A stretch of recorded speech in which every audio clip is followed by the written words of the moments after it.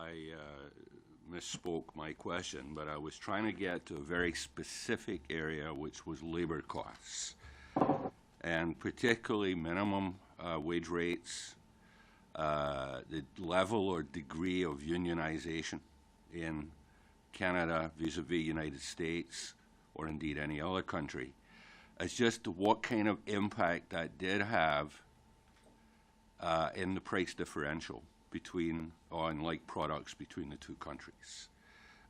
Could you address specifically the labor portion of the cost structure or of the retail structure?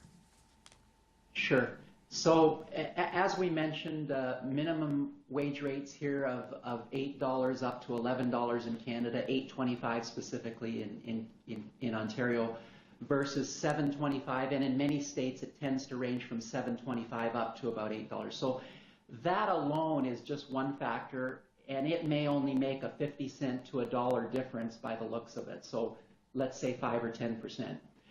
Underneath that, though, when you look at all jobs in Canada, we also have to look at the underlying labor legislation that I believe probably provides additional strength for Canadian employees.